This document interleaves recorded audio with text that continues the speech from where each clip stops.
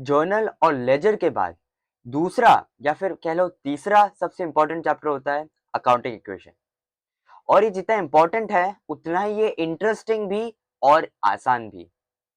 इससे आसान चैप्टर आपको पूरे क्लास 7 के अकाउंटेंसी में नहीं मिलेगा। आप सोच रहे होंगे अकाउंटिंग इक्वेशन, इक्वेशन तो मैथ्स में यूज होती है, ये तो मैथ्स से रिलेटेड चैप्टर लग रहा है। नहीं, ये मैथ्स से रिलेटेड चैप्टर नहीं है, ये प्योर अकाउंटेंसी का ही चैप्टर है। और अकाउंटेंसी की एक कॉन्सेप्चुअल क्लैरिटी देगा आपको ये चैप्टर। तो hello everybody, this is Hussain Falasia and welcome to my channel. आज की इस वीडियो में हम जानेंगे कि अकाउंटिंग इक्वेशन होता क्या है, उसका इंट्रोडक्शन, उसका मीनिंग, उसका डेफिनेशन, और हर बार की तरह मैं कुछ क्वेश्चन भी लाया हूँ प्रैक्टिस करने के लिए। तो चलिए शुरू करते हैं। तो यहाँ पे अकाउंटिंग इक्वेशन की डेफिनेशन पढ़ते हैं। An accounting equation is a statement of equality between the sources of fund and application of fund, that is resource. अब आपने डेफिनेशन सुना, आपने पढ़ा भी होगा, आपको समझ तो कुछ आया नहीं होगा। खैर इसीलिए तो मैं यहाँ पे हूँ, मैं आपको समझाता हूँ ये क्या कह रहा है। तो ये जो फॉर्मूला है ना, फॉर्मूला को हम नेक्स्ट पेज में फिर से लिखते हैं। तो ये कह रहा है कि asset is equal to liabilities plus capital. ये एक इक्वेशन है, इक्वेशन ही है ना, यहाँ पे इक्वल टू आ गया तो इक्वेशन है, ये आपने पढ़ाई होगा मैथ्स में। ये इक्वेशन क्यों अराइज होती है?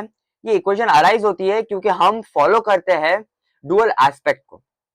हम डुअल एस्पेक्ट को फॉलो करते हैं ना, और उसमें क्या लिखा होता है डुअल एस्पेक्ट में कि डेबिट क्रेडिट के हमेशा इक्वल होना चाहिए, यही लिखा होता है ना डुअल एस्पेक्ट में। तो हम उसी को रिस्पेक्ट करते हुए ये फॉर्मूला बनाते हैं। या फिर आप ऐसे भी कह सकते हो कि हम ये फॉर्मूला की वजह से हर चीज, हर ट्रांजेक्शन में डेबिट और क्रेडिट इक्वल लिखते हैं। क्यों? क्योंकि ये देखो, एसेट क्या होता है, एसेट का नेचर क्या होता है, मैंने आपको बताया था, एसेट का नेचर डेबिट होता है। ओके, यहाँ पे इक्वल टू लगा देते हैं। लाइबिलिटी का क्या नेचर होता है? लाइबिलिटीज का नेचर क्रेडिट होता है। ऑफ कोर्स लाइबिलिटीज का भी नेचर क्रेडिट होता है, और कैपिटल का तो हमेशा का नेचर क्रेडिट ही होता है, आपको पता है। तो आप देख सकते हो यहाँ पे debit is equal to credit plus credit. तो आप बोल रहे होंगे भैया डेबिट और equal, debit equal to credit तो हो नहीं रहा यहाँ पे, यहाँ पे तो डेबिट इज इक्वल टू दो टू क्रेडिट हो रहा है। मैं आपको समझाता हूँ। कभी भी डेबिट प्लस डेबिट हो रहा हो या फिर क्रेडिट प्लस क्रेडिट हो रहा हो, तो हमेशा इक्वल टू है डेबिट के या फिर हमेशा इक्वल टू है क्रेडिट के, क्योंकि वो सेम नेचर के है। सेम नेचर के जब भी ऐड होते हैं तो उसका रिजल्ट भी हमेशा क्रेडिट ही होता है। और जब भी डेबिट या फिर क्रेडिट ऐड हो रहे हो या फिर डेबिट और क्रेडिट माइनस हो रहे हो, जो भी है, डेबिट और क्रेडिट हमेशा ऐड होंगे तो सब्ट्रैक्ट ही होंगे, तो उसका रिजल्ट आएगा जो भी बड़ा है इसमें से, इसमें से जो भी वैल्यू ज्यादा है, मोर वैल्यू, उसे हम लिखेंगे यहाँ पे। यहाँ पे हम उसे लिखेंगे जिसकी ज्यादा वैल्यू की। मतलब अगर आप 1,000 डेबिट कर रहे हो और उसमें 5,000 का क्रेडिट ऐड कर रहे हो, तो हमेशा सब्ट्रैक्ट होके 4,000 क्रेडिट ही आएगा हमेशा, क्योंकि यहाँ पे क्रेडिट की अमाउंट बड़ी है। तो अकाउंटिंग इक्वेशन यही कहता है कि asset is equal to liabilities plus capital. आप इसे एसीएल के थ्रू भी याद कर सकते हो। अगर आप फुटबॉल फैन हो तो आपको पता होगा यूसीएल, जो कि बहुत ही बड़ी लीग है, उसके थ्रू आप यूसीएल एसीएल कर सकते हो। वरना एसीएल हमारा एक बॉडी का पार्ट भी होता है, हमारी नीज में होता है वो, तो आप एसीएल के थ्रू याद रख सकते हो, asset is equal to capital plus liability. तो अकाउंटिंग इक्वेशन में आपको बस यही फाइंड करना होता है कि इक्वेशन के थ्रू आपको फाइंड करना होता है कि लायबिलिटीज कितना है, कैपिटल कितना है। हम क्वेश्चन के थ्रू देखेंगे आगे कि मैं क्या कहना चाह रहा हूँ। एग्जाम्पल देता हूँ मैं आपको कि आपने एक कार खरीदी, मान लो आपने 10 लाख की गाड़ी खरीदी, उसमें से आपने 6 लाख दिए और बाकी के 4 लाख आपने लोन ले लिया। तो ये था ओन फंड और ये लोन। तो अब एसेट कितना है यहाँ पे मैच करो, इक्वेशन मैच करो। कौन सी इक्वेशन है ये? अकाउंटिंग इक्वेशन मैच करो। क्या कह रहा है accounting equation? Asset is equal to liabilities, या फिर एसीएल से थ्रू भी याद रख सकते हो आप, प्लस कैपिटल। ये फॉर्मूला आपको कभी भूलना नहीं है, फॉर्मूला आपको कभी नहीं भूलना। ये आप फॉर्मूला मैं आपको रात को भी उठा के पूछूं कि अकाउंटिंग इक्वेशन का फॉर्मूला क्या है, तो आपको याद होना चाहिए, ये इतना इंपॉर्टेंट है। तो एसेट कितनी थी आपकी? 10 लाख की एसेट है, जो कि कार है आपकी। ओके, 10 लाख की है। फिर आपने लाइबिलिटीज मतलब लोन कितना लिया? लाइबिलिटीज लोन ही होता है ना आपका, तो 4 लाख का लोन है आपका, प्लस आपकी कैपिटल, मतलब कि आपके खुद के फंड्स कितने थे, आपके खुद के फंड्स कैपिटल ही होते हैं ना आपके, मतलब कैपिटल भी तो आपका खुद का ही फंड है जो आपने बिजनेस में इन्वेस्ट किया हुआ है, तो कैपिटल बोलो या फिर ओन फंड सेम ही होता है, कैपिटल और ओन फंड सिमिलर ही होता है क्योंकि वो बिजनेसमैन से ही रिलेटेड होता है, इसलिए कितना होता है, ये होता है 6 लाख, जो कि है ओन फंड। आप बिजनेस के पैसे से ही डालोगे ना, बिजनेस की गाड़ी खरीद रहे हो तो अपने खुद के पैसे डालोगे तो वो तो एडिशनल कैपिटल हो जाएगा। तो यहाँ पे देखो, यहाँ पे जैसे आपने देखा कि एक आपने गाड़ी खरीदी थी, उससे पूरा एक अकाउंटिंग इक्वेशन मैच हो गया, हर हर एक ट्रांजेक्शन में ये अकाउंटिंग इक्वेशन मैच होता है, हर एक ट्रांजेक्शन। ये यहाँ पर गाड़ी खरीद रहे होते तो आप जर्नल एंट्री भी पास करते हैं, उसकी नीड नहीं है यहाँ पे, जैसे लेजर में हमें कैसे जर्नल एंट्री की नीड पड़ती है, यहाँ पे नीड नहीं है। यहाँ पे किस चीज की नीड है कि यहाँ पे आप बस ये इक्वेशन जो है ना, ये इक्वेशन को आप सेटिस्फाई करो, मतलब ये इक्वेशन हमेशा इक्वल आना चाहिए। आप देखो यहाँ पे 10 lakh is equal to 10 lakh ही आ रहा है, इतना सिंपल है ये। अब लायबिलिटी और कैपिटल के डिफरेंस की बात करते हैं, मोस्टली बच्चे कंफ्यूज इसमें होते हैं कि लायबिलिटी और कैपिटल में डिफरेंस क्या है, तो मैं आपको बताता हूँ कि लायबिलिटी जो है ना वो आउटसाइडर्स के लिए है।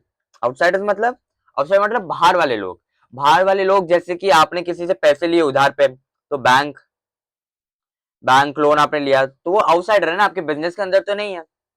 इनसाइडर क्या होता है कि with in the your business, और आउटसाइडर क्या है कि आपके बिजनेस के बाहर, बिजनेस के बाहर कोई भी आ गया, आपने बैंक से लोन लिया वो आपकी लाइबिलिटी है, या फिर आपके कोई क्रेडिटर है जिससे आपने सामान खरीदा वो आपकी लाइबिलिटी है, आपने किसी से सामान खरीदा, मोहन से आपने सामान खरीदा, आपने पैसे नहीं दिए उसे, तो आपकी लाइबिलिटी है ना उसको पैसे देने की, तो वो सब क्रेडिट लाइबिलिटीज में आती है, वो कैपिटल में नहीं आती, जबकि दोनों एक लाइबिलिटी ही है, कैपिटल भी एक लाइबिलिटी ही होती है, बट उसमें फर्क इतना होता है कि लाइबिलिटीज जो है वो आउटसाइडर के लिए हम बोलते हैं, मोस्टली एवरी टाइम आउटसाइडर के लिए हम लाइबिलिटी बोलते हैं, बट कैपिटल जो है वो बिजनेसमैन के लिए बोलते हैं हम, बिजनेसमैन को डिनोट करने के लिए हम कैपिटल बोलते हैं। आपने अगर मेरे साथ जर्नल पढ़ा होगा तो आपको पता है मैं प्रॉक्सी अकाउंट बोलता हूँ उसे, तो बिजनेसमैन का प्रॉक्सी अकाउंट है कैपिटल अकाउंट, इसलिए बिजनेसमैन जब भी इन्वेस्ट करता है तब हम कैपिटल अकाउंट को क्रेडिट करते हैं, जब भी पैसे इन्वेस्ट करते हैं, तो कैपिटल हम कह सकते हैं कि इंटरनल इंटरनल लायबिलिटीज को हम कैपिटल कहते हैं, इंटरनल लायबिलिटीज। समझ आ गया कि लायबिलिटीज और कैपिटल में क्या डिफरेंस है। लायबिलिटीज आउटसाइडर्स के लिए होता है, जो जिससे भी आपने पैसे लिए या फिर कुछ भी चीज, तो वो लायबिलिटीज है, लेकिन कैपिटल भी एक टाइप ऑफ लायबिलिटी है, लेकिन वो इंटरनल लायबिलिटी है जो कि बिजनेसमैन से रिलेटेड है, क्योंकि अब अगर बिजनेसमैन आपको पैसे दे रहा है तो पैसे कहीं और भी तो इन्वेस्ट कर सकता था, है ना। आपके मतलब बिजनेस के पॉइंट ऑफ व्यू से, बिजनेस एंटिटी याद करो कि बिजनेस और बिजनेसमैन दोनों अलग अलग है, तो बिजनेस जो है उस पे पैसे डाले बिजनेसमैन ने, बिजनेसमैन वही पैसे कहीं और भी तो डाल सकता था, है ना, उससे वहां पे तो फायदा होता, तो बिजनेसमैन ने पैसे दिए आप बिजनेस को, तो इसलिए वो फिर से लेगा, वो ले भी तो सकता है फिर से, तो इसलिए वो लाइबिलिटी है, क्योंकि वो पैसे बिजनेस के नहीं है, वो बिजनेसमैन के पैसे हैं।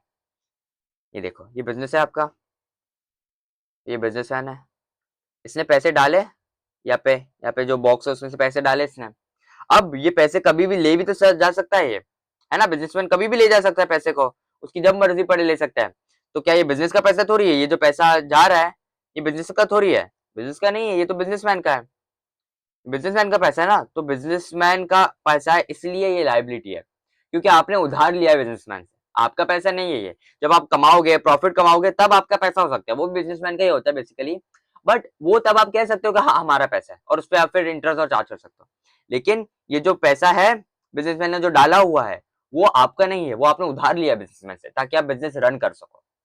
सिंपल, क्लियर, आगे बढ़ते हैं, क्वेश्चन के तौर पढ़ते हैं और आपको पता चलेगा कि हम अकाउंटिंग इक्वेशन को कैसे यूज करते हैं डे टू डे एक्टिविटीज को सॉल्व करने में, क्योंकि देयर इज एग्जांपल्स जो कॉम्पिटेंसी बेस्ड एग्जांपल दिए, मतलब कि एवरीडे लाइफ में ये सब होता ही है, जब आप बड़े होंगे और जब आप फॉर्म के लिए काम करोगे तब ऐसी सिचुएशन बहुत बार आती है, तो तब आप इसी अकाउंटिंग इक्वेशन का सोचो, जो आप 11th में पढ़ रहे हो वही आप आगे जाके टॉप मैनेजमेंट लेवल काम करते हैं उसी इक्वेशन पे याद रखें, तो उससे एक इक्वेशन है जो आपको अभी याद रखना है और आपके पूरे आगे के कॉमर्स ईयर्स में काम आएगा, वो इतना इंपॉर्टेंट है ये।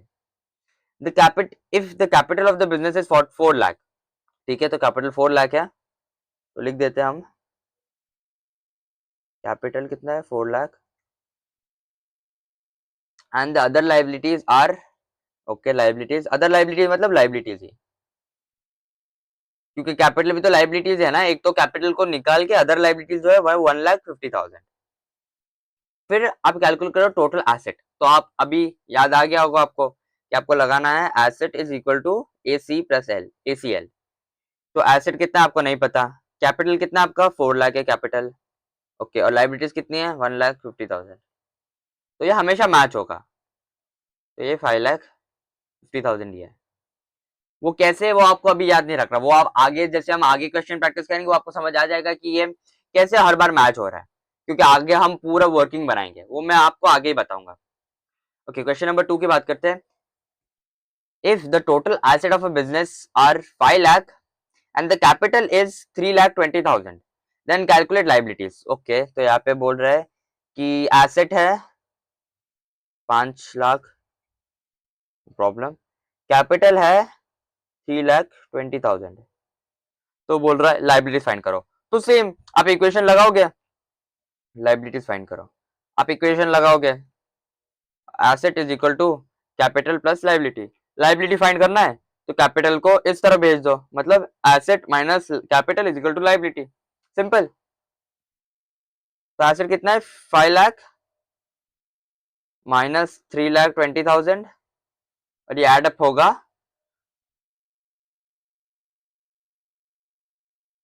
1,80,000 सिंपल क्लियर अब आप सोच रहे होंगे कि भैया क्या इतने आसान आसान क्वेश्चन आएंगे नहीं ये बस बेस बनाने के लिए है जो रियल क्वेश्चन आएंगे वो फॉर्मेट के थ्रू आता है और वो हम आगे स्टेप बाय स्टेप जाते हैं ना अब अभी मैं आपको सब सिखा दूंगा तो आपको समझ आएगा नहीं इसलिए ऐसे कहते हैं कि आप सब चीज को तोड़ के सीखो जब भी आप कुछ नई चीज सीखते हो ना तो ऐसे मत सोचो कि चल मैं एक साथ सब चीज सीख लूंगा अच्छी चीज टाइम लेती है हमेशा टाइम लेती है इसीलिए उसे टाइम देना भी पड़ता है तो आप स्टेप बाय स्टेप बढ़ो आगे आगे बढ़ो और हर क्वेश्चन पहले पॉज करके खुद प्रैक्टिस करो और फिर ही आप उसे प्ले करो और चेक करो कि मेरा आंसर और आपका आंसर मैच हो रहा है कि नहीं अगर मैच हो रहा है तो आपका कॉन्फिडेंस बूस्ट होगा और अगर नहीं हो रहा तो आपको पता चल पाएगी कि आप कहाँ मिस्टेक कर रहे हो ऐसे होती है ऑनलाइन पढ़ाई ये बेस्ट तरीका है ऑनलाइन पढ़ने का ओके तो क्वेश्चन नंबर 3 की बात करते हैं if the total asset of a business are 4,50,000 okay 4,50,000 उसके एसेट है equal to asset and the outside liability मतलब कि बाहर की लाइबिलिटी मतलब लाइबिलिटीज बेसिकली वो है 2 लाख ओके तो अब वो कैपिटल फाइंड करने का कह रहा है कैपिटल क्या है वो हमें नहीं पता तो हम सेम फॉर्मूला लगाएंगे हम बस बार बार सेम फॉर्मूला ही लगाना है यही फॉर्मूला बार बार लगा के हमें आंसर मिलेगा 4,50,000 इज इक्वल टू कैपिटल आपको नहीं पता प्लस 2 लाख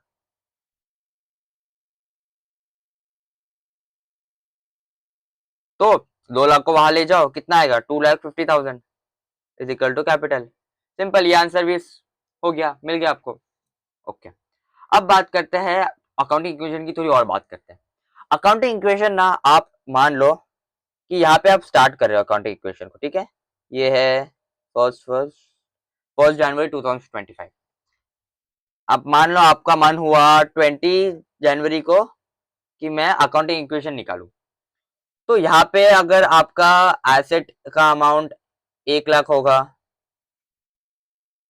अगर यहाँ पे आपका एसेट का जो अमाउंट है वो 1 लाख है लाइबिलिटीज आपकी 50,000 है और कैपिटल भी आपका 50,000 है तो 21 को जाके आपके एसेट मान लो 1,20,000 हो गए आपकी लाइबिलिटीज अभी भी 50,000 ही है और कैपिटल मान लो कि अभी आपका 70,000 हो गया इसका क्या मतलब है मैं क्या कहना चाह रहा हूँ कि चलो और आगे स्टोरी कंटिन्यू करते हैं अब मान लो कि आप फेब के महीने में चले गए और फर्स्ट फेब को आपको हुआ कि चलो मैं चेक करता हूँ कि मेरा अकाउंटिंग इक्वेशन क्या है तो ऐसा ही कुछ सिमिलर इक्वेशन हो सकता है कि 1,20,000 हो सकता है लाइबिलिटीज भी 50,000 हो सकती है कैपिटल भी 70,000 हो सकती है तो ये स्टोरी से मैं कहना क्या चाह रहा हूँ कि आप अपनी पूरी लाइफ में कभी भी अकाउंटिंग इक्वेशन निकालना चाहो तो आप निकाल सकते हो कभी भी आपका मन हुआ कि मैं 30 तारीख को निकालू 30 जनवरी निकाल सकते हो आपका मन हुआ कि मैं 20 जुलाई को निकालू निकाल सकते हो आपका मन हुआ कि मुझे 20 अगस्त को निकालना है तो मैं निकाल सकता हूँ जब भी आपका मन हो आप उसे वहां पे आपके एसेट और लाइबिलिटीज और कैपिटल को मैच कर सकते हो। और बात यह है कि हर बार एवरी सिंगल डे आपका जो अकाउंटिंग इक्वेशन है वो हमेशा हमेशा हमेशा मैच करेगा, हमेशा। आप 1 जुलाई को निकाल दो, 1 अगस्त को निकाल दो, अप्रैल को निकाल दो, मई, जून, जुलाई, जब भी निकालना है 365 डेज निकाल सकते हो आप। आपको वीकली निकालना है वीकली निकालो, मंथली निकालना है मंथली निकालो, हमेशा एवरी सिंगल टाइम ये मैच होगा, एवरी सिंगल टाइम। यही अकाउंटिंग इक्वेशन की खास बात है। इसे आप ऐसे कह सकते हो कि इसकी क्वालिटी है कि हमेशा मैच होता है। हमेशा कैसे मैच होता है वो हम आगे मेन क्वेश्चन आएंगे जो कि एग्जाम में पूछे जाते हैं, उसके थ्रू हम समझेंगे कि कैसे हर बार अकाउंटिंग इक्वेशन मैच होती है। तो अभी आप ये समझो कि अकाउंटिंग इक्वेशन आप कभी भी निकालना आप निकालो। जैसे ऐसे होता है ना कि कितनी चीज लास्ट डेट को होती है, जैसे बैलेंसिंग की बात करूं मैं, आप बैलेंस कैरी डाउन कब करते हो? महीने के एंड में ना। लेकिन अकाउंटिंग इक्वेशन का ऐसा नहीं है, आप अकाउंटिंग इक्वेशन कभी भी निकालो, जब भी निकालना आप निकालो। आपका ट्रांजेक्शन हो रही है नहीं हो रही, जब भी निकालना आप निकाल सकते हो, एवरी डे निकाल सकते हो, एवरी वीक निकाल सकते हो, जैसे मैंने बताया। अब उसकी बात करते हैं एरर्स की। तो अगर आपको लग रहा है कि आपका अकाउंटिंग इक्वेशन मैच नहीं हो रहा, अकाउंटिंग इक्वेशन आपकी नॉट मैचिंग अगर हो रही है, ऐसा सिचुएशन आ रहा है, तो इसका क्या मतलब है कि 99% आप 99% चांस कि आपने जर्नल में एरर की होगी। 99% चांस है कि अगर आपका अकाउंटिंग इक्वेशन मैच नहीं हो रहा, मतलब आपने जर्नल में कुछ ना कुछ तो गड़बड़ किया, कि या तो डेबिट को क्रेडिट लिख दिया होगा या सेल्स को डेबिट कर दिया होगा, कुछ ना कुछ तो आपने गलत किया। नहीं तो वो लास्ट 1% चांस किस चीज का है कि लास्ट 1% चांस है आपने लेजर्स में गलती की है। लेजर्स में कैसे गलती की? आपने बैलेंसिंग में गलती कर दी होगी, आपने टोटलिंग में गलती कर दी होगी, कुछ भी गलती हो सकती है लेजर्स में। तो 3 स्टेप है, पोस्टिंग, बैलेंसिंग, लेजर और टोटलिंग। तो आपने या तो पोस्टिंग में गलती की होगी, या फिर आपने बैलेंसिंग में गलती की होगी, या फिर आपने टोटलिंग में गलती की होगी। सिंपल। तब होती है, तभी होती है, यही एक्सेप्शन है कि आपका अकाउंट इक्वेशन मैच नहीं होगा। यही केस में जब आपने एरर की है, मतलब कि आपका अकाउंट इक्वेशन हमेशा मैच होता है। वो तभी मैच नहीं होता जब आपने कुछ गलती की है। सिंपल। ओके, अब हम कौन से प्रेडिक्टिव बिजनेसमैन कहते हैं, मैं आपको समझाता हूँ, फिर से हम वही स्टोरी को रिपीट करते हैं।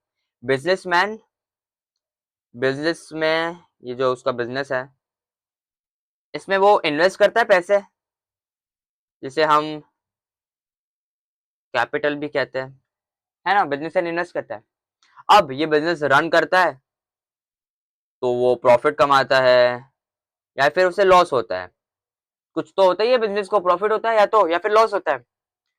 तो ये जो प्रॉफिट और लॉस है ना, दोनों चीज, वो हमेशा हमेशा याद रखना कि ये प्रॉफिट या लॉस जो भी है वो हमेशा बिजनेसमैन को बिलोंग करता है। ये जो प्रॉफिट या लॉस है ना, ये बिलोंग टू बिजनेसमैन। क्यों प्रॉफिट एंड लॉस बिजनेसमैन को बिलोंग करता है? क्योंकि आपने जब उधार लिया बिजनेसमैन से, तभी आप ये सब कर पाए ना। बिजनेसमैन ने जब कैपिटल इंट्रोड्यूस किया, तभी आप बिजनेस रन कर पाए, आपका प्रॉफिट कर पाए, इतना पैसा कमा पाए, या फिर लॉस होया। तो जो भी चीज है वो बिजनेसमैन के ही बिलोंग करती है, क्योंकि उसी की बदौलत से आपने का ये सब हुआ, ये प्रॉफिट हुआ या फिर ये लॉस हुआ। उसने पैसे इन्वेस्ट किए तभी आपने बिजनेस रन किया, उसने बिजनेस रन करवाया, क्योंकि बिजनेस तो एक लिविंग क्रीचर है नहीं, वो तो आर्टिफिशियल एंटिटी है। तो इसलिए उसे कुछ गाइडेंस चाहिए, गवर्न करने के लिए कोई चाहिए। तो जो भी प्रॉफिट या लॉस होता है, सिंपल है ना, आप समझ ही सकते हो। अगर प्रॉफिट, आपके दुकान में प्रॉफिट लॉस हो रहा है तो आपका ही होगा ना वो। ये तो मैं इसलिए बता रहा हूँ ऐसे अलग अलग करके, क्योंकि बिजनेस एंटिटी कॉन्सेप्ट को हम रिस्पेक्ट करते हैं, और ऐसे पता है हमें कि बिजनेस और बिजनेसमैन अलग अलग है। लेकिन एक इजी कॉन्सेप्ट, सिंपल लॉजिक है कि बिजनेस और बिजनेसमैन तो सेम ही है, बिजनेसमैन ही तो बिजनेस को रन कर रहा है। तो इसलिए सारी लॉस या फिर सारा प्रॉफिट बिजनेसमैन पे बिलोंग। इसका मतलब कि इनकम, इसका मतलब कि सारा प्रॉफिट, लॉस, इनकम और एक्सपेंस, ये सारी चीज बिलोंग करती है बिजनेसमैन। भैया आपने प्रॉफिट और लॉस का तो बता दिया कि बिजनेसमैन को बिलोंग करती है, ये इनकम और एक्सपेंस क्यों? अरे यार, ये प्रॉफिट क्या होता है? Profit is income minus expense, है ना? ये लॉस क्या होती है? ये loss is excess expense over income. तो इनकम और एक्सपेंस भी तो लॉस और प्रॉफिट में ही इंक्लूड हो गए ना, तो इसलिए ये भी बिजनेसमैन से ही बिलोंग करते हैं। समझ आ गया आपको? तो सारी चीज, जो सारी नॉमिनल अकाउंट की चीज है, बिजनेसमैन से रिलेट होती है। वो बिजनेसमैन के अकाउंट से ही कैपिटल में ही ऊपर नीचे होता है, इसका ऐड होता है तो सब्ट्रैक्ट होता है। तो अच्छा, इसके थ्रू हम क्वेश्चन देखते हैं। Calculate the total asset if capital 40,000, okay, creditor are 25,000, okay. तो पहले हम फॉर्मूला लिख लेते हैं। Asset is equal to ACL, ACL मतलब asset is equal to creditors plus liability, कुछ और मत लिखना। Asset is equal to capital plus liability, creditors है sorry, asset is equal to capital plus liability, और कुछ भी मत लिखना। तो creditors are 25,000, revenue during the period is 50,000, मतलब आपको पैसे कितने मिले, आपको इनकम हुई। रेवेन्यू का मतलब क्या है? रेवेन्यू का मतलब है इनकम। आपकी इनकम है 50,000 और आपका एक्सपेंस है 40,000। तो आ जाओ, asset is equal to capital कितना है, आपको पता ही नहीं है कैपिटल कितना है, कैपिटल 40,000 है। 40,000 प्लस आपकी लाइबिलिटीज कितनी है? 25,000। तो आपको डायरेक्ट फाइंड नहीं करना कि अभी ये होगा 65,000, नहीं, आपको दिया हुआ ना कि इनकम आपकी 50,000 है, मतलब कि इनकम किससे रिलेट होगी? कैपिटल से रिलेट होगी इनकम, और एक्सपेंस भी कैपिटल से रिलेट होंगे। अब अगर इनकम कैपिटल में ऐड हो रही है, क्यों? क्योंकि वो कैपिटल को इंक्रीज करती है, तो एक्सपेंस कैपिटल से डिक्रीज होंगे। मतलब कि ये जो कैपिटल है ना, कैपिटल में ऐड होती है इनकम, ऑफ कोर्स आपको पता ही है इनकम तो हमेशा ऐड ही होगी, और माइनस होता है एक्सपेंस। इसका मतलब है कि कैपिटल जो है वो रियल कैपिटल, अब पता चलेगा आपको, ये विदाउट एनीथिंग था, और ये रियल कैपिटल। रियल कैपिटल क्या है कि 40,000 प्लस इनकम कितनी है आपकी 50,000 माइनस 40,000, मतलब कि आपकी 50,000 की कैपिटल है, तो आप 50,000 यहाँ पे लगाओगे, यहाँ पे आप 40,000 नहीं लगाओगे, यहाँ पे लगाओगे 50,000 प्लस 25,000 इज इक्वल टू 75,000 की आपके एसेट है। समझे आप? ऐसे इसीलिए मैंने बताया था कि इनकम और एक्सपेंस बिजनेसमैन से रिलेट होते हैं, मतलब कि कैपिटल में रिलेट होते हैं बेसिकली। ओके, बीजो दूसरा क्वेश्चन करते हैं। मिस्टर अनिल, अनिल कपूर होंगे कोई भी, commences his cloth business on 1 अप्रैल 2025, मतलब 1 अप्रैल 2025 को उन्होंने स्टार्ट किया business with a capital of 2,50,000, okay. तो ओपनिंग कैपिटल क्या है इनका? ओपनिंग मतलब क्या, जब उन्होंने बिजनेस स्टार्ट किया तो हम उसे ओपनिंग कहते हैं। मैंने बताया था ओपनिंग, लेजर के चैप्टर में भी ओपनिंग के बारे में बताया था मैंने। तो इस पे होगा 2,50,000, okay Anil ji. On 31st March 2026 his assets were worth, मतलब ये कब है? ये अप्रैल को है, इसलिए ओपनिंग है। और अब क्या है कि 31st March 2026 उसके एसेट्स जो थे, मतलब 31st March 26 में उसके एसेट्स कितने थे? 5 लाख, ओके। एसेट उसके 5 लाख थे, और लाइबिलिटीज कितनी थी? लाइबिलिटीज थी 1,50,000। Find out his closing capital, मतलब कि capital at the end of the year, मतलब कि 31st March को क्या कैपिटल है वो फाइंड आउट करो। And profit earn during the year, okay. तो आपको प्रॉफिट भी पता चलना है और आपकी क्लोजिंग कैपिटल क्या है। तो क्लोजिंग कैपिटल तो सिंपल है कि आप 31st March को 26, ये एक अकाउंटिंग इक्वेशन लगा दो, A plus C L is equal to क्या, 5 lakh is equal to 1,50,000 plus C. तो ये क्या होगा, कितना अमाउंट होगा जल्दी बताओ, आप पहले कैलकुलेट करो ना फिर मुझे बताओ। तो ये 3,50,000 होगा कैपिटल।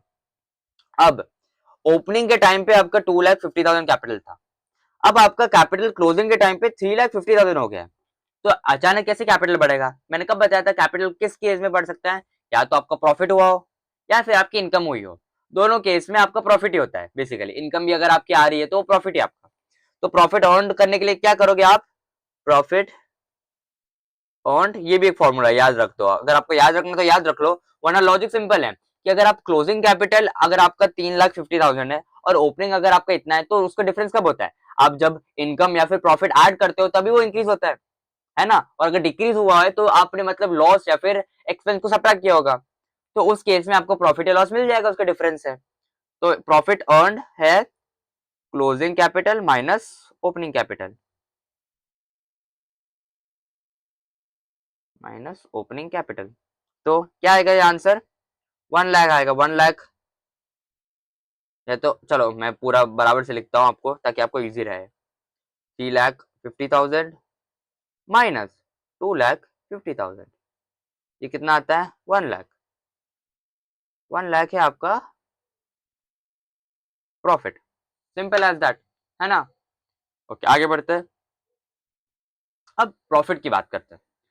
प्रॉफिट जो है मैंने आपको बताया था कि प्रॉफिट हमेशा बिजनेस में ऐड होता है। क्यों? क्योंकि प्रॉफिट जो है वो कैपिटल का ही पार्ट है। प्रॉफिट कैपिटल का ही पार्ट है। प्रॉफिट हमेशा ऐड होता है कैपिटल में। क्यों ऐड होता है? क्योंकि आप समझो कि आप जब प्रॉफिट कमाते हो वो आप किसके लिए कमाते हो? आपके बिजनेस के लिए, आपके बिजनेसमैन के लिए कमाते हो। बिजनेसमैन मेहनत करके जब कमाता है वो, तो उसका प्रॉफिट होता है ना। ये बिजनेस का तो होता है बट उसकी भी तो मेहनत है। इसलिए जो प्रॉफिट है वो कैपिटल में इंक्रीज होता है, कैपिटल उसकी इंक्रीज होती है, वो उसकी मेहनत का फल होता है। ऐसे समझो आप कि बिजनेसमैन का मेहनत का फल होता है ये प्रॉफिट, और इसलिए वो कैपिटल में ऐड होता है। कैपिटल क्या है? कि बिजनेसमैन के द्वारा इंट्रोड्यूस किए हुए पैसे। तो प्रॉफिट जब भी आपको होना तो आप ऐसे समझो कि प्रॉफिट हमेशा कैपिटल में ऐड होता है, क्योंकि वो कैपिटल का पार्ट कहलाता है प्रॉफिट। इसे हम एग्जांपल के थ्रू समझते हैं। आ जाओ, आपने यहाँ पे स्टार्ट किया बिजनेस,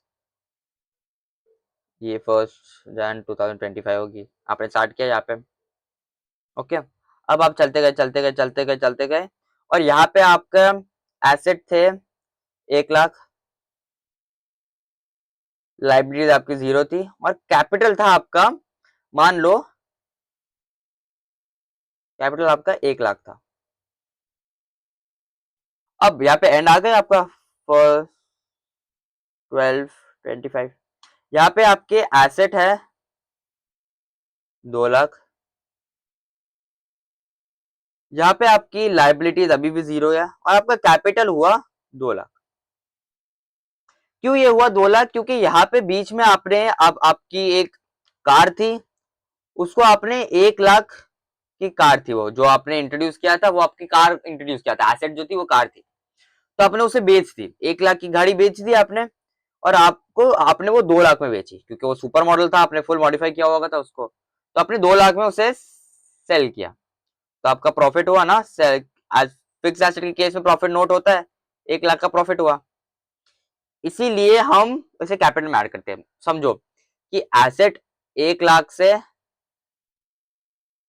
एसेट था, ये एसेट जो था वो कार था, तो वो सब्ट्रैक्ट हो गया, 1 लाख सब्ट्रैक्ट हो गया, लेकिन आपको कैश मिले ना, 2 लाख आपने सेल की तो आपको कैश मिले, तो आपको कैश एडअप हुए होंगे, मतलब कि 2 लाख एडअप हुए होंगे, तो ये 2 लाख बचे। फिर ये जो प्रॉफिट है वो प्रॉफिट कहाँ जाएगा? प्रॉफिट कैपिटल के अकाउंट में जाएगा।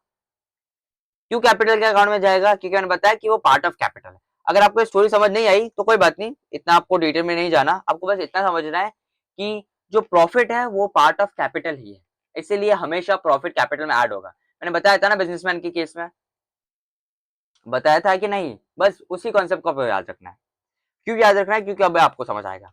NTR, wow, NTR, Naatu Naatu started business on 1 April 2025। Okay, 1 अप्रैल 2025 को क्या हुआ? विद द कैपिटल ऑफ 30,000 उन्होंने इन्वेस्ट किया कैपिटल, एंड अ लोन, मतलब लाइबिलिटीज जो है वो थी 10,000। ओके, तो मतलब उसके एसेट कितने होंगे? जल्दी फाइंड आउट करो, मुझे बताओ। 40,000 के उसके एसेट थे। ऑन 31 मार्च 2026, अब उसका पूरा साल खत्म हो गया, तो 31 मार्च 2026 क्या हुआ कि हिज एसेट, एसेट जो थे वो वर्थ थे 60,000। ओके, एसेट 60,000 हो गए। Find out his capital, capital क्या है फाइंड आउट करो, on 31 March 2026 and the profit on during the year. अब आपको कैपिटल फाइंड आउट करने के लिए लाइबिलिटीज चाहिए, बट लाइबिलिटीज का तो कुछ मेंशन किया ही नहीं है क्वेश्चन में। लाइबिलिटीज का कुछ भी मेंशन नहीं किया कि क्या कितनी लाइबिलिटीज ऐड हुई, कितनी सब्ट्रैक्ट हुई। तो अगर कुछ भी मेंशन नहीं किया मतलब हम मानेंगे कि लाइबिलिटीज अनटच्ड है, तो 10,000 ही लाइबिलिटीज है। वो लाइबिलिटीज अभी भी पड़ी हुई है, मतलब कि ये जो लोन है वो अभी भी आपके पास पड़ा हुआ है लोन, पेंडिंग ही, आपने रीपे नहीं किया। तो अब कैपिटल आप इजीली फाइंड कर सकते हो। कैपिटल कितना है? कैपिटल 50,000। अकाउंटिंग इक्वेशन का यूज करो, अकाउंटिंग इक्वेशन का यूज करो ना। क्या कहता है अकाउंटिंग इक्वेशन? अकाउंटिंग इक्वेशन कहते हैं A is equal to C plus L. अब इसका यूज करो और आप फाइंड करो। मैंने तो फाइंड कर दिया। अब प्रॉफिट आपका होमवर्क है, आप फाइंड करो मेरे साथ, मैं भी करूंगा, बट आप पहले करो और फिर आंसर मैच करने के लिए आप कमेंट्स में लिखो profit earn during the year. अब प्रॉफिट का देखते हैं। तो प्रॉफिट जो है, प्रॉफिट इज इक्वल टू, मैंने क्या बताया था, closing capital minus opening capital. क्या है क्लोजिंग कैपिटल? क्लोजिंग कैपिटल है 50,000 और ओपनिंग कैपिटल कितना था? 30,000। तो इसमें 20,000 का आपका फ्लैट प्रॉफिट है। अब कभी कभी आपका अगर प्रॉफिट नेगेटिव आ जा रहा है, मतलब कि वो लॉस है। जब आप क्लोजिंग माइनस ओपनिंग करते हो और आपका नेगेटिव आंसर आ रहा है, मतलब कि आपने उस ईयर में लॉस किया है। आपका जितना भी अमाउंट है उतने अमाउंट का लॉस हुआ है, समझे? ओके, और क्वेश्चन करते हैं। मैंने बताया मैं बहुत सारे क्वेश्चन लाए और क्वेश्चन के थ्रू ही आपकी प्रैक्टिस होगी, क्योंकि अकाउंटेंसी कोई थ्योरी सब्जेक्ट नहीं है, ये एक प्रैक्टिकल सब्जेक्ट है। इसीलिए यहाँ पे प्रैक्टिकल में ही प्रैक्टिस आता है, समझ रहे हो आप? तो यहाँ पे जितनी आप प्रैक्टिस करोगे उतनी कम है और उतनी ही आप परफेक्ट होते जाओगे। और ये मेरी ऑब्लिगेशन है, ये मेरी लाइबिलिटी है कि मैं आपको परफेक्ट बनाऊं। इसलिए मैं उस चीज को अचीव करने के लिए कुछ भी करूंगा। ओके, अब यहाँ पे है calculate the missing figures marked as in the following case. Okay, आपको मिसिंग फिगर्स बताने क्या है। तो इसमें आपको एक फॉर्मूला बताना पड़ेगा मुझे। प्रॉफिट का फॉर्मूला है, कि प्रॉफिट का फॉर्मूला नहीं है वो बेसिकली, लेकिन आप समझो फॉर्मूला क्या कहता है कि क्लोजिंग कैपिटल जो है वो आपको कैसे मिलेगा। क्लोजिंग कैपिटल आपको मिलेगा ओपनिंग कैपिटल में आप अगर जब ऐड करोगे एडिशनल कैपिटल, मतलब आपने ज्यादा कैपिटल इंट्रोड्यूस किया, और अगर आप माइनस कर दोगे ड्रॉइंग्स, अगर आपने ड्रॉइंग्स किया तो वो माइनस होगी, माइनस कर देंगे ड्रॉइंग्स। और उसमें से अगर हम प्रॉफिट को ऐड या फिर लॉस को सब्ट्रैक्ट कर देंगे तो हमें मिल जाएगा क्लोजिंग कैपिटल। मतलब कि आप खुद समझो, आपको क्लोजिंग कैपिटल कैसे मिलेगा, मतलब कि साल के एंड में खत्म हुआ कैपिटल कैसे मिलेगा आपको? तभी मिलेगा जब आप ओपनिंग कैपिटल निकालोगे, उसमें आप ऐड करोगे एडिशनल कैपिटल। अगर आपने कुछ ज्यादा कैपिटल इंट्रोड्यूस किया है आपके बिजनेस में तो आप उसे ऐड करोगे और आप सब्ट्रैक्ट करोगे ड्रॉइंग्स को, क्योंकि ड्रॉइंग्स ऐसी चीज है जो आपके कैपिटल को सब्ट्रैक्ट करती है। तो आप सब्ट्रैक्ट करोगे, हाँ, और फिर आप प्रॉफिट को ऐड करोगे, क्योंकि मैंने क्या बताया प्रॉफिट पार्ट है कैपिटल का, तो इसलिए आप इसे ऐड करोगे। या फिर अगर आपका लॉस हुआ तो अगर प्रॉफिट ऐड हो रहा है तो लॉस सब्ट्रैक्ट होगा, लॉस सब्ट्रैक्ट होगा, तभी आपको मिलेगा क्लोजिंग कैपिटल।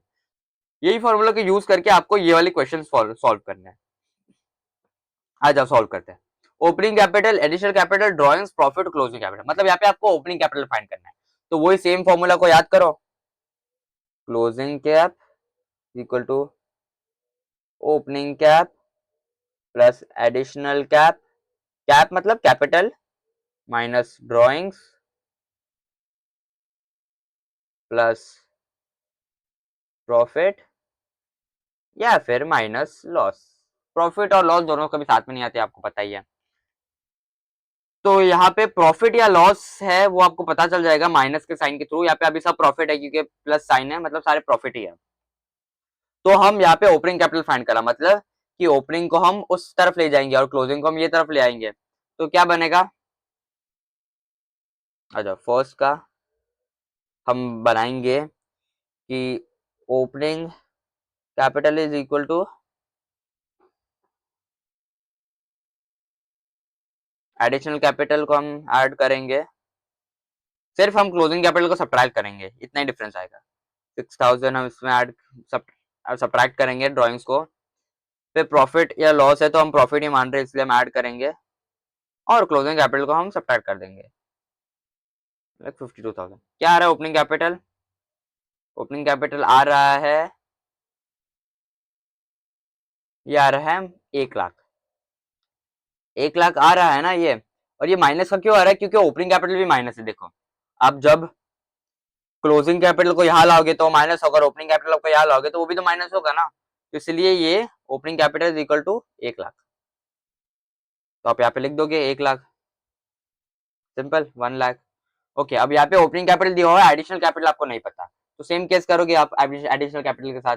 पहले हम ये फाइंड आउट करते हैं कि क्लोजिंग कैपिटल, सेकेंड वाले का हम लेते हैं। क्लोजिंग कैपिटल क्या है? क्लोजिंग कैपिटल है 58,000। 58,000 is equal to opening capital क्या है 55,000। एडिशनल कैपिटल आपको नहीं पता, तो इसलिए हम एडिशनल कैपिटल को x ले लेंगे।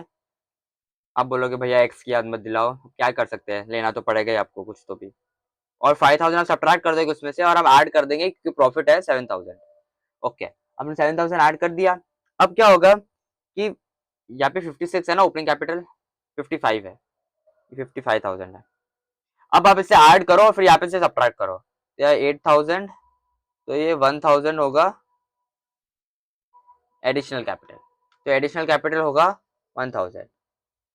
बाकी के ये सारे क्वेश्चन आपके होमवर्क है, तो आप जरूर इसे सॉल्व करना, ठीक है।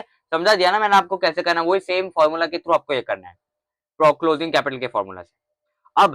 अब हम बात करते हैं real accounting equation. Accounting equation का हर बार की तरह फॉर्मेट है, तो उसका फॉर्मेट सिंपल है।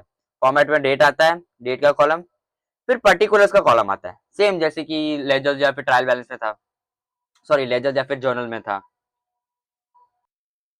फिर आता है एसेट का column is equal to liabilities plus capital, जो कि अकाउंटिंग इक्वेशन है। तो सिंपल, डेट पहले, फिर पर्टिकुलर्स, फिर asset is equal to liabilities plus capital, ये अकाउंटिंग इक्वेशन ये आ गया। यहाँ पे अकाउंटिंग इक्वेशन आ गया, यहाँ पे डेट और पर्टिकुलर यूज एक्स्ट्रा, और यहाँ पे आपको एक और कॉलम बनाना होता है, क्यों वो मैं आगे बताऊंगा। तो चलो क्वेश्चन सॉल्व करते हैं और उसके थ्रू हम समझते हैं कि क्या है। ओके, क्वेश्चन आ गया यहाँ पे, solve the following accounting equation on the basis of the following transaction. Okay, show the accounting equation. तो April 2 को बाहुबली स्टार्टेड बिजनेस विद 45,000। वाह, बाहुबली ने बिजनेस स्टार्ट किया। अब माहिष्मती खत्म हो गया लगता है। तो डेट के कॉलम में पहले April 2 को क्या हुआ, 2 अप्रैल को बिजनेस स्टार्टेड, तो हम पर्टिकुलर में सिर्फ इतना ही लिख देंगे, बिजनेस स्टार्टेड। ओके, बिजनेस आपने स्टार्ट किया, मतलब कि आपके बिजनेस में पैसा कितना आया, एसेट है ना वो, तो 45,000 पैसा आया, तो आप लिख दोगे कैश। यहाँ पे आप लिखोगे कितना एसेट है, तो कैश लिखोगे, कितना है कैश 45,000, 45,000। ओके, अब लाइबिलिटीज है आपकी, नहीं लाइबिलिटीज नहीं है, तो लाइबिलिटीज पे आप जीरो लगा दोगे। और कैपिटल क्या है, कैपिटल है आपका, स्टार्टेड बिजनेस कर रहे हो तो कैपिटल ही होगा वो, तो 45,000। यहाँ देखो अकाउंटिंग इक्वेशन मैच हुई ना, ये देखो हो गई 45,000 is equal to 0 plus 45,000, match हो गई। ओके, अब 5 अप्रैल को क्या कर रहे हैं, 5 अप्रैल को हो क्या रहा है ये देखते हैं। तो ये डेट है 2026 की, लगा देते। परचेज गुड्स फ्रॉम कट्टप्पा, आपने कट्टप्पा से गुड्स खरीदे कितने 12,000। कट्टप्पा ने भी बिजनेस स्टार्ट कर दिया, तलवार का होगा कुछ तो भी। तो आपने परचेज किया गुड्स कट्टप्पा से, तो अगर आपने परचेज किए, तो परचेज के टाइम पे कट्टप्पा से आपने परचेज किए, तो आपने कैश तो दिया नहीं, मतलब कट्टप्पा आपका लो लाइबिलिटी है, आपका क्रेडिटर है कट्टप्पा, इसलिए वो लाइबिलिटी है। तो अब आपका क्रेडिटर मिल गया आपको, जो कि है कट्टप्पा मामा, और आपने परचेज किया, तो आपके गुड्स ऐड होंगे, तो यहाँ पे आपको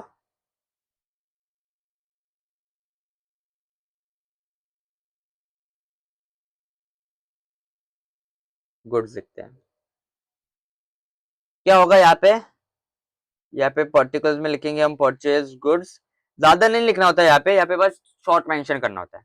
हमने कैश तो कुछ हुआ ही नहीं, कैश तो हमारे बिजनेस से गया ही नहीं, तो कैश सेम होगा, बट अभी कैश का कुछ है ही नहीं, तो अभी क्या हुआ, अभी सिर्फ गुड्स जो थे वो ऐड हुए, 12,000 के गुड्स हमने खरीदे, तो 12,000 के गुड्स ऐड हुए, और क्रेडिटर में कट्टप्पा 12,000 से आ जाएंगे। कैपिटल तो कुछ हुआ ही नहीं, तो जीरो है कैपिटल, तो यहाँ पे कैश का भी कुछ नहीं हुआ, तो कैश भी जीरो है। अब ये सब हो गया ना, इसके बाद हम लिखेंगे न्यू इक्वेशन।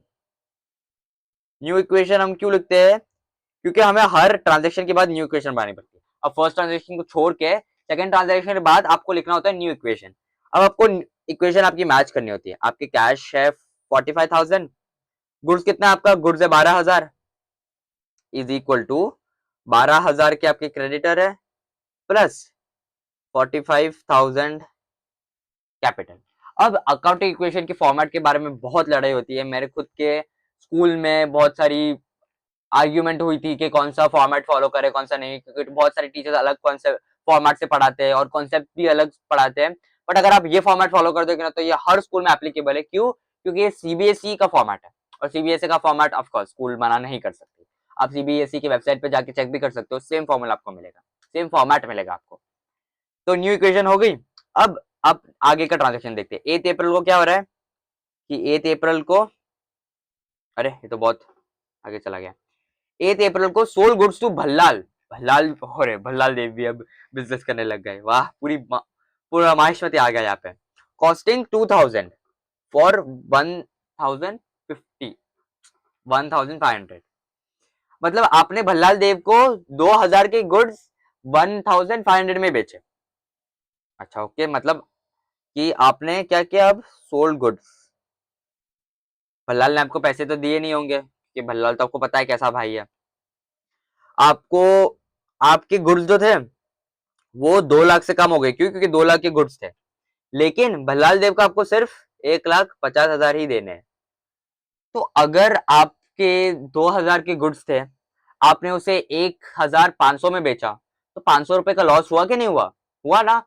आप बोलोगे भैया लेकिन आप हमने पढ़ा था कि लॉस गुड्स के केस में तो अलग से नोट नहीं होता। वो जर्नल के केस में है। अकाउंटिंग इक्वेशन के केस में लॉस, एक्सपेंस, प्रॉफिट, गेन सब चीज नोट होता है। तो हम यहाँ पे लॉस को नोट करेंगे कैपिटल से सब्ट्रैक्ट करके। तो कैपिटल से सब्ट्रैक्ट करेंगे ना हम, और ये भी सब्ट्रैक्ट होगा और ये ऐड होगा। तो सब्ट्रैक्ट करने के लिए हम यहाँ पे 500 लगा देंगे, तो ये सब्ट्रैक्ट हो गया। Simple, clear. यहाँ पे देखो मैंने गलती कर दी। मैंने क्या गलती की कि मैंने भल्लाल को क्रेडिटर बना दिया, लेकिन भल्लाल तो हमारा डेटर है, उसे हमें पैसे देने हैं, इसलिए हम इसे छोटा करके लिखते हैं। इसे मैं यहाँ पे लिख लेता हूँ थोड़ा सा। ये 2000 यहाँ पे आएगा और फिर भल्लाल ने हमें पैसे दिए होंगे, उसको देने हैं। कितने देने हैं? 1,50,000, 1,500 ही तो देने उसे, और फिर 500 रुपए का हमारा नुकसान है। सिंपल। तो अब न्यू इक्वेशन फिर से बनानी पड़ेगी हमें, तो इसे बंद कर लो और न्यू इक्वेशन बनाओ। क्या बोल रही न्यू इक्वेशन? क्या बोल रही न्यू इक्वेशन? न्यू इक्वेशन बोल रही है कि कैश तो सेम ही है आपका। ये गुड्स कम हुए क्योंकि आपने भल्लाल को बेचे, तो 10,000 हो गए, और अब आपको एक डेटर भी मिल गया, मतलब एक और एसेट आपको मिला। इज इक्वल टू, क्रेडिटर तो सेम 12,000 ही है, प्लस आपके 500 रुपए कम हुआ यहाँ से, तो 44,500 रुपीज है ये। 44,500 रुपीज। अब मैच करो, क्या ये इक्वल आ रहा है? हाँ, ये इक्वल आ रहा है, मतलब कि अकाउंटिंग इक्वेशन सही है। हमने अभी तक सब सही किया हुआ। आगे बढ़ते हैं। आगे क्या है कि 12 अप्रैल को बाहुबली विड्रू फ्रॉम बिजनेस 2000। अब बाहुबली ने कैश विड्रॉ किया बिजनेस से, मतलब ये तो ड्राइंग का केस है। सिंपल, हाँ ड्राइंग का केस है।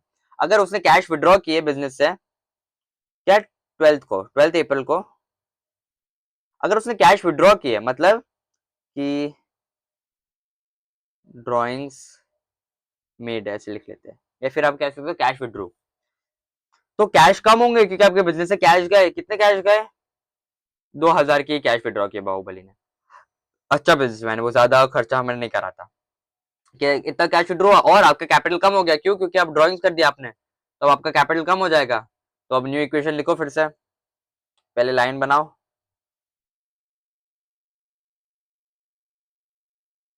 और अब न्यू इक्वेशन लिखो। न्यू इक्वेशन क्या है? न्यू इक्वेशन, न्यू इक्वेशन होगी आपकी कि ये 43,000 है plus 10,000 plus 1,500 is equal to, ये 12,000 ही है अभी तक, प्लस ये कम हुआ तो ये हो गया 42,500। Simple, clear. आगे बढ़ते हैं। अब क्या हो रहा है कि अब 15 अप्रैल को इंटरेस्ट ऑन ड्रॉइंग चार्ज। ओ, आपने इंटरेस्ट ऑन ड्रॉइंग भी चार्ज किया। बाहुबली ने पैसे विड्रॉ किए, तो आपने बोला कि ऐसे कैसे विड्रॉ करने दूंगा, ला इंटरेस्ट दे ड्रॉइंग्स पे, तो आपने इंटरेस्ट ऑन ड्रॉइंग चार्ज किया। तो 15 अप्रैल को आपने चार्ज्ड इंटरेस्ट ऑन ड्राइंग्स, आपने अगर इंटरेस्ट ऑन ड्राइंग चार्ज किया तो आपको पे करेगा, तो आपको बढ़ेगा ना, आपका कैश बढ़ेगा 5%। तो कितनी ड्राइंग की थी उसने, उसने 2000 की ड्राइंग की, तो 2000 पे 5% कितना होता है, 2000 पे 5% होता है 100 रुपए। तो आपका कैश बढ़ेगा 100 रुपए से, और आपका जो कैपिटल है वो भी 100 रुपए से बढ़ेगा, क्योंकि जो इंटरेस्ट है वो आपकी कैपिटल में ऐड होगी, तो इनकम है ना आपकी। ने क्या बताया था, इनकम और सारी चीज बिजनेसमैन से रिलेटेड होती है, मतलब ये कैपिटल से रिलेटेड होती है। तो अब न्यू इक्वेशन क्या बनेगी, ये हम नेक्स्ट स्लाइड पे लिखते हैं न्यू इक्वेशन। अब न्यू इक्वेशन बनेगी,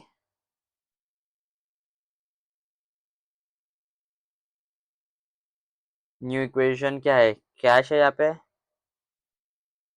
गुड्स है, तो डेटर भी है। ओके,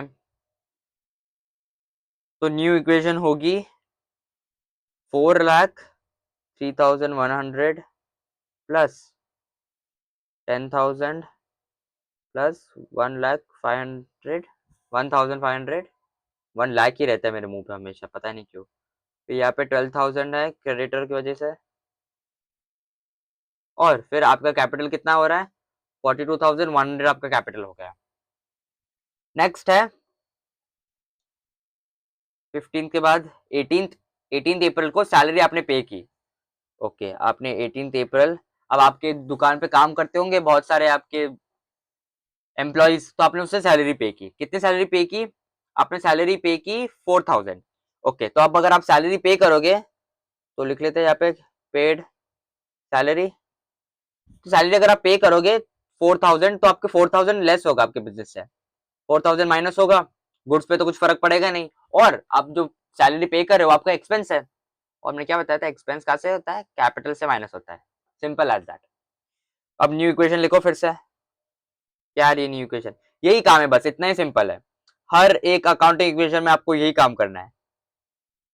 न्यू इक्वेशन लिखते हैं, और ये जो क्वेश्चंस है, ये क्वेश्चंस इतने अप टू डेट है, इतने टू पॉइंट है कि आपको और कुछ प्रैक्टिस करने की जरूरत है ही नहीं। ये क्वेश्चंस है, इन्हें प्रैक्टिस करो, इसकी पीडीएफ में टेलीग्राम पे डाल देता हूँ। और अगर आपको कुछ भी डाउट हो रहा है रिलेटेड टू आपका syllabus, non related to syllabus, कोई भी दूसरा सब्जेक्ट है, क्योंकि मैं खुद आपके स्टेज से गुजरा हुआ हूँ, और मैं ऐसा भी नहीं है कि 20 साल पहले गुजरा हुआ हूँ, अभी अभी गुजरा हुआ, इसलिए मैं आपसे बहुत ज्यादा रिलेट कर सकता हूँ। आपको कुछ भी इशू आ रहा है या फिर आपको कुछ भी है, तो आप मुझे पर्सनली रीच कर सकते हो, या फिर मेरे इंस्टाग्राम हैंडलर पे, या फिर आप मुझे कमेंट्स में भी पूछ सकते हो। ओके, आगे बढ़ते हैं। न्यू इक्वेशन क्या होगी, यहाँ पे 4,000 माइनस हुआ तो 39,100 बचा,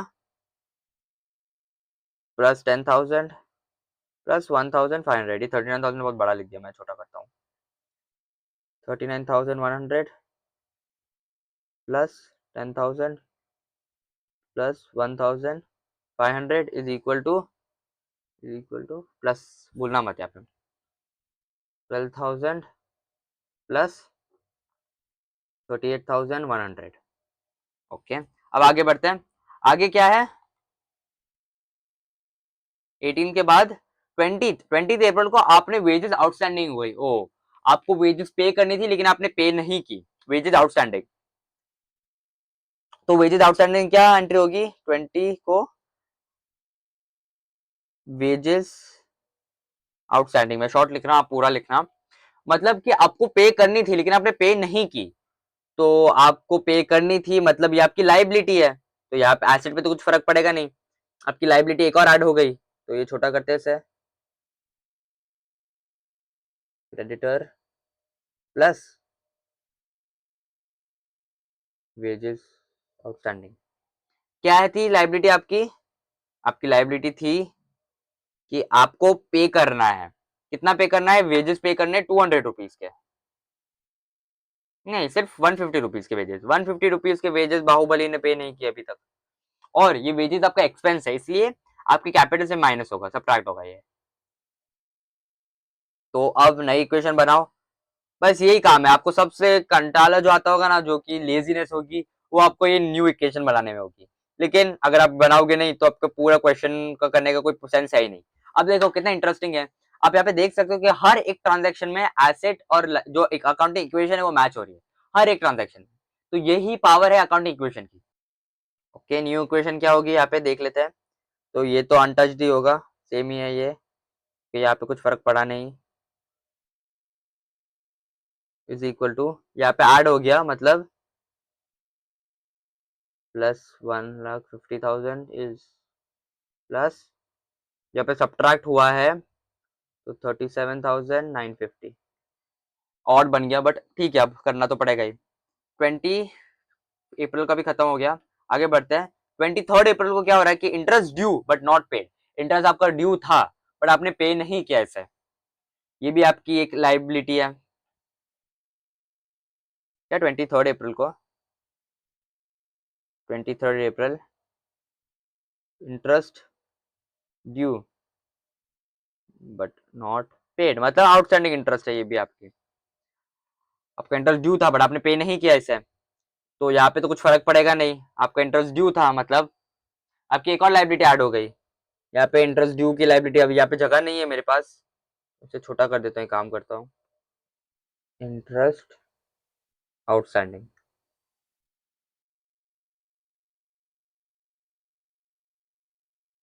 तो मैंने ऊपर लिख दिया थोड़ा सा क्योंकि मेरे पास जगह नहीं थी, आपके पास तो प्लेंटी स्पेस होगी आपके नोटबुक में, तो आप आराम से लिखना।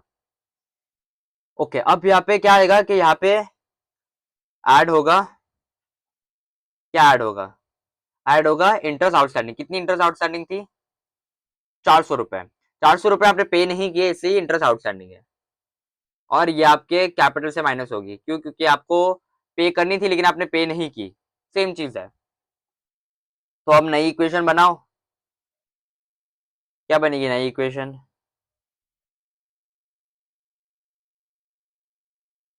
न्यू इक्वेशन बनेगी, ये तो अनटच्ड ही है, तो ये 39,100 रहेगा plus 10,000 plus 100 is equal to, thank God मैंने अब 1500 बराबर बोला, 1 लाख नहीं बोला, is equal to 550 plus, subtract करेंगे हम इसमें से तो 37,550।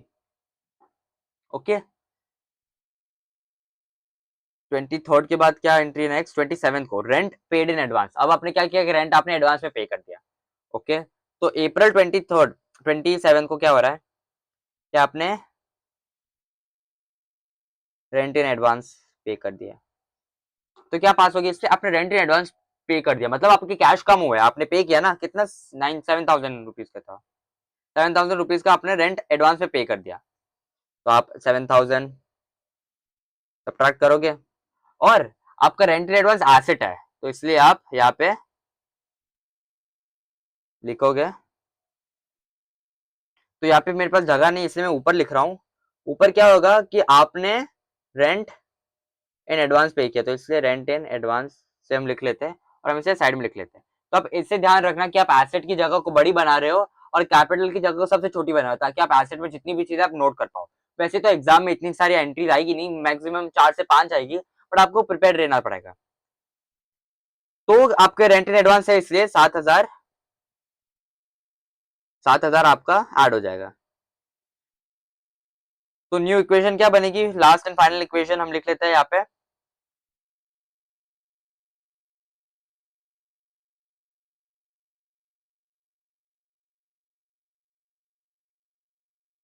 न्यू इक्वेशन नहीं, लास्ट जो इक्वेशन होती है उसे हम लिखते हैं अकाउंटिंग इक्वेशन। अब लास्ट में जो इक्वेशन है उसे लिखोगे आप अकाउंटिंग इक्वेशन। क्या है अकाउंटिंग इक्वेशन, अब आप वो लिखो। तो यहाँ पे है आपका 32,100 plus 10,000 rupees plus 1,500 plus 7,000 is equal to 12,000 plus 550 rupees plus 37,550। अब इसे पूरे टोटल को मैच करो और बताओ कि एसेट जो है, डेबिट जो है वो क्रेडिट के इक्वल आ रहा है कि नहीं। तो ये इक्वेशन आपकी मैच हो रही है। अब हम नेक्स्ट क्वेश्चन पे बढ़ते हैं। पहले मैं डिलीट कर लेता हूँ सब चीज। तो अब हम नेक्स्ट क्वेश्चन पे चलते हैं।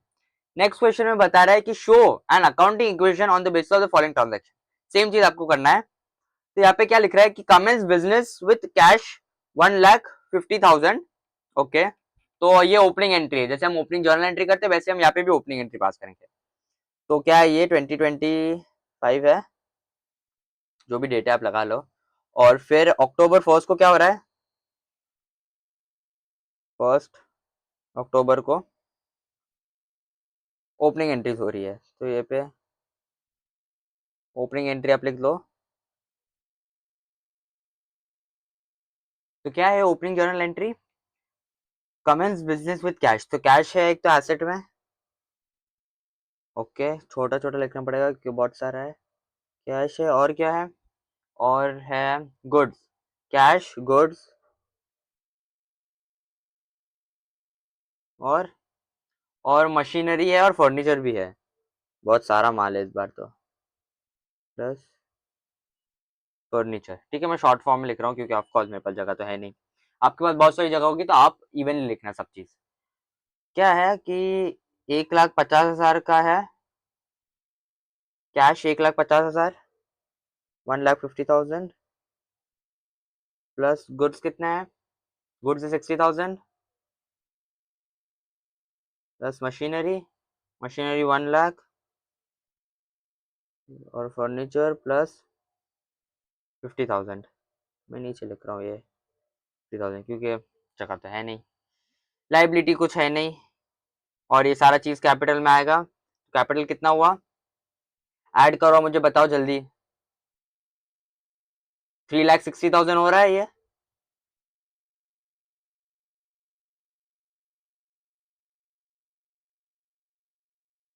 हो रहा है। ओके, अब नेक्स्ट है 5 अक्टूबर को। 5 अक्टूबर को क्या हो रहा है, आप ये बराबर से क्वेश्चन पॉज करके खुद करो पहले, फिर आप अटेम्प्ट करो मेरे साथ, क्योंकि ये लास्ट क्वेश्चन है और लास्ट क्वेश्चन आपको स्ट्रॉन्ग मतलब प्रॉपर अकाउंट इक्वेशन खुद से करके ही जाना है ताकि आपको पता चल पाए कि आप कहाँ तक पहुंचे हुए हो। 1/3 ऑफ द अबाउ गुड्स मतलब कि यहाँ पे जो गुड्स थे ना उसके 1/3 आपने बेचा, मतलब 20,000 का आपने बेचा, 20,000 का अपना सामान बेचा एट अ प्रॉफिट ऑफ 10%, मतलब आपने 2,000 और चार्ज किए तो 22,000 पे आपने बेचा। And half the payment is received in cash, मतलब आपको 11,000 रुपीज का पेमेंट मिला। ओके सिंपल है। तो सोल्ड गुड्स कितने का बेचा आपने, 20,000 का बेचा आपने, मतलब 20,000 माइनस होगा यहाँ से। आपको कैश कितने आए, 11,000 आए कैश, और कैपिटल में कितना ऐड होगा 2,000, क्यों, क्योंकि 2,000 आपका एक्स्ट्रा हुआ, और बाकी आपका डेटर है ये। तो डेटर की तो जगह है ही नहीं यहाँ पे, तो ऊपर लिख रहा हूँ मैं, आप यहाँ पे ऐड कर देना डेटर। डेटर ऐड होगा कितना, 11,000 उसे और पे करना है ना, तो ये डेटर ऐड यहाँ पे हो गया। अब न्यू इक्वेशन बनाते हैं, क्या बनेगी न्यू इक्वेशन देखते हैं। न्यू इक्वेशन, पेन का कलर चेंज क्यों नहीं हुआ, न्यू इक्वेशन क्या है, न्यू इक्वेशन, न्यू इक्वेशन है कैश अब तुम्हारे पास है 1,61,000। ओके, ये 40,000 है गुड्स, मशीनरी आपके पास 1,00,000 की है, प्लस 50,000 का आपके पास फर्नीचर है, प्लस 11,000 आपका डेटर है। ओके, लाइबिलिटीज आपकी एक भी नहीं है, इक्वल टू प्लस 3,62,000 बराबर है। चेक कर लो एक बार कि ये जो टोटल है मैच हो रहा है कि नहीं। तो आगे बढ़ते हैं। 12 अक्टूबर को क्या हुआ कि 12 अक्टूबर को डेप्रिसिएशन और मशीनरी प्रोवाइडेड 10%, मतलब आपने मशीनरी को डेप्रिसिएट किया। मैंने बताया था ना कि मशीनरी की जो वैल्यू है वो रिटर्न डाउन होती है, डेप्रिसिएट होती है। तो कितना अमाउंट से 10% डेप्रिसिएट हुई, मतलब मशीनरी की वैल्यू कितनी थी 1,00,000, 1,00,000 पे 10% मतलब 10,000 रुपीज से उसकी वैल्यू गिरी है। तो जो मशीनरी है, मशीनरी की वैल्यू में आप 10,000 माइनस कर दोगे, लायबिलिटीज आपकी कुछ भी नहीं है, और ये एक्सपेंस है, आपका एक्सपेंस है, या फिर आप कह सकते हो लॉस है, क्योंकि आपकी मशीनरी की वैल्यू कम हो रही है ना, तो लॉस जो है, तो आप लॉस यहाँ पे नोट करोगे, तो लॉस कैपिटल से माइनस होगा। और मशीनरी डेप्रिसिएटेड लिख लेंगे हम पर्टिकुलर्स में, ये क्या था, मशीनरी डेप्रिसिएटेड।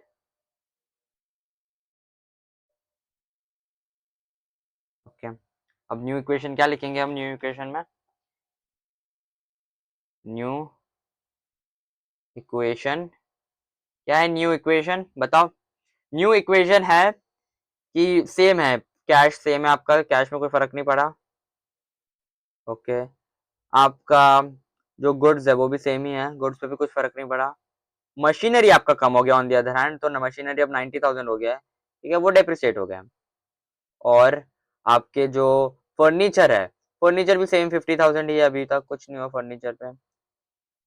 और आपके डेटर्स भी 11,000 के ही है, no change. Equal to liabilities आपकी अभी भी 0 ही है, गुड, लाइबिलिटी आपका हो ही नहीं रहा कुछ भी, और ये 3,52,000 हो गया। अब नेक्स्ट क्या है, नेक्स्ट है कि 17 अक्टूबर को क्या हुआ, देखते हैं 17 अक्टूबर को, पहले डेट लिख लेते हैं। 17 अक्टूबर को goods sold to Gupta, Gupta ji को अपने गुड्स बेचे for 10,000 and received a bill receivable for the same amount for 3 month. Bill receivable मतलब कि आपको बोला कि पैसे मैं बाद में दूंगा, मतलब वो डेटर है आपके, उसने अभी पे नहीं किया, उन्होंने बोला कि मैं 3 महीने में पे करूंगा, ऐसा ऐसे समझो आप बिल रिसीवेबल, बिल रिसीवेबल को। तो आपने सेल किया, तो आप लिखोगे सोल्ड गुड्स, और सोल्ड गुड्स के साथ क्या लिखोगे आप, सोल्ड गुड्स के साथ आप लिखोगे कि आपने 10,000 का गुड्स बेचे। ओके, तो आप गुड्स में से लेस करोगे 10,000, और वो डेटर में ऐड करोगे आप 10,000, डेटर में आप ऐड करोगे 10,000, बाकी तो कुछ भी चेंज नहीं हुआ। तो अब इक्वेशन क्या होगी, न्यू, फाइंड आउट करो जल्दी, न्यू इक्वेशन होगी, अब देख रहे हो कैसे हर एक ट्रांजैक्शन में बैलेंस हो रहा है, क्योंकि बैलेंस ऐसी चीज है ना कि हर जगह बैलेंस होना बहुत जरूरी है, वो चाहे अकाउंट इक्वेशन हो या फिर आपकी लाइफ हो। आप ऐसे समझो कि आप 11th में आ गए, आपने 10th पास कर दी, तो आप चिल करोगे, आप मस्ती करोगे, बट ऐसा नहीं होता, आपको हर जगह बैलेंस मेंटेन करना पड़ता है, वो आपकी वर्क लाइफ हो, वो आपकी स्टडी लाइफ हो, वो आपकी पर्सनल लाइफ हो, या फिर वो अकाउंटिंग इक्वेशन हो, बैलेंस आपको सब जगह मेंटेन करना ही पड़ता है। ये खैर ये तो बहुत लाइफ नॉलेज की बात हो गई, बट ये भी इंपॉर्टेंट ही है। ओके, अब न्यू इक्वेशन में क्या लिखेंगे, हम न्यू इक्वेशन में लिखते हैं हम 1,61,000, कुछ टच नहीं हुआ ये तो, प्लस 40,000 होगा, 40,000 नहीं रहेगा अब, क्यों, क्योंकि हमने गुड्स बेचे, तो 30,000 हो जाएगा वो, तो 30,000 हो गया, प्लस 90,000, तो 90,000 ही रहेगा। और अब हमने जो है 50,000 ऐड करेंगे, जो कि है फर्नीचर के, और हम ये 10th 12 डेटर में 10,000 ऐड कर देंगे। लाइबिलिटीज तो अभी भी 0 ही है, हमने कुछ लाइबल, हम लाइबल हुए ही नहीं है, और ये 3,52,000 ही रहेगा। कूल। तो अब नेक्स्ट देखते हैं, नेक्स्ट क्या है, 20 अक्टूबर को, 20 अक्टूबर को क्या सीन है, 20 अक्टूबर को ऐसा सीन है कि आपने 10,000 गुप्ता से मिले against the bill receiver on इस मैच्योरिटी, मतलब कि जब 3 महीने खत्म हुए तब आपको बिल पैसे दे दिए गुप्ता जी ने, तो आप यहाँ पे लिखोगे बिल्स रिसीव्ड, तो आपको अगर मिले तो आपको पैसे मिले ना, तो आप 10,000 जो है वो ऐड करोगे यहाँ पे, तो यहाँ पे 10,000 ऐड होगा कैश में, और जो डेटर है, डेटर में से 10,000 सब्ट्रैक्ट होगा, क्योंकि आपने लगाया था कि वो बिल रिसीवेबल होगा, डेटर आपका अब नहीं रहे डेटर, क्योंकि उन्होंने तो पैसे पे कर दिया आपको, तो 10,000 सब्ट्रैक्ट होगा।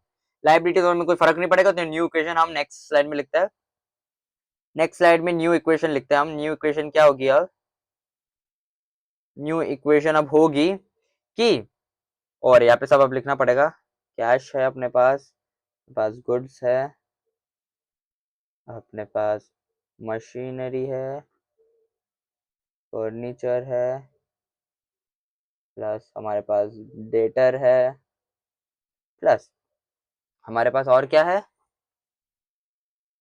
डेटर के साथ फर्नीचर गुड बस, और डेटर ही है और कुछ नहीं है। लाइबिलिटीज तो हमारी बिल्कुल है ही नहीं यहाँ पे, कैपिटल में हम लगा देंगे। तो कैश कितना होगा देखते हैं। कैश होगा 1,71,000, 1,71,000 कैश हो गया। गुड्स तो सेम 30,000 ही है। मशीनरी 90,000 पे है, 1 लाख से कम हो गई क्योंकि वो डेप्रिसिएट हो गई। 50,000 का फर्नीचर है प्लस, तो 21,000, अब वो सिर्फ 11,000 तक रहेगी। क्यों? क्योंकि उन्होंने हमें पेमेंट कर दिया। कैपिटल कितना है? कैपिटल है 3,52,000। नहीं, कैपिटल में कुछ चेंज नहीं हुआ क्योंकि ना ही लॉस हुआ है, ना ही प्रॉफिट हुआ, ना इनकम है, ना ही गेन है। ओके, और ये ऐड हो जाएगा। न्यू इक्वेशन हो गई। अब लास्ट एंड फाइनल एंट्री बात करते हैं। अक्टूबर 21 को क्या हुआ कि आपके गुड डिस्ट्रॉयड हो गए बाय फायर। ओ, ये तो लॉस बाय फायर का केस है। 21 अक्टूबर को आपको लॉस बाय फायर क्लेम करना पड़ा। लॉस बाय फायर हुआ मतलब कि आपके गुड्स जल गए 15,000 के, तो सब्ट्रैक्ट हो गए और आपके कैपिटल से माइनस होगा। क्यों? क्योंकि नाम ही बता रहा है कि ये लॉस है, तो लॉस तो कैपिटल में से ही माइनस होता है ना, ये तो मैंने आपको बताया था। तो इसकी एंट्री क्या पास हो जाएगी देखते हैं, आ जाओ।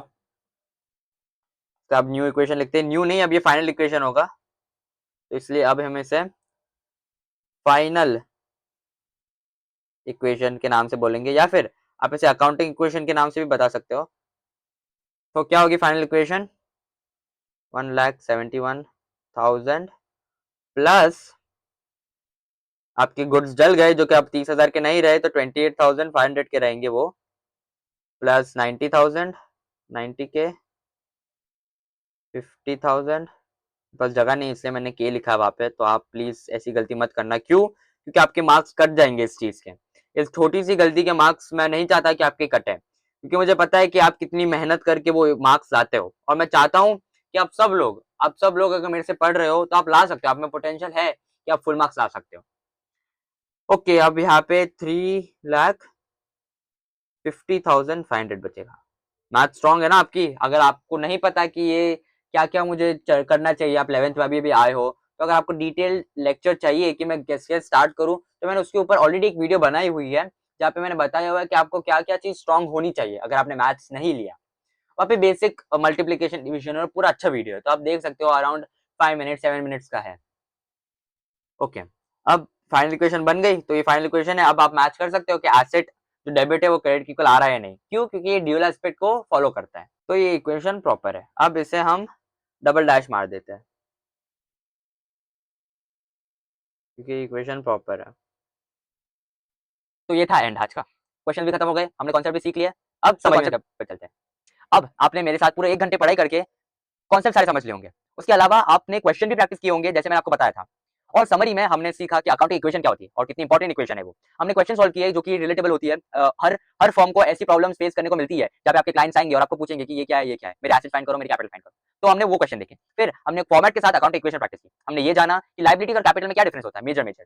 उसके अलावा हमने ये जाना कि प्रॉफिट, इनकम, लॉस और एक्सपेंस ये कैपिटल के ही पार्ट होते हैं। और यहाँ पे ऐसा नहीं होता कि गुड्स के केस में एक्सपेंस और प्रॉफिट नोट नहीं होता है यहाँ पे। हमने 2 मेजर क्वेश्चन भी सीखे जो कि एग्जाम के पॉइंट ऑफ व्यू से इंपॉर्टेंट थे। तो ये था आज का वीडियो। आई होप आपको सारे कॉन्सेप्ट समझ आए होंगे। फिर मिलेंगे अगले लेक्चर में, तब तक के लिए goodbye and take care.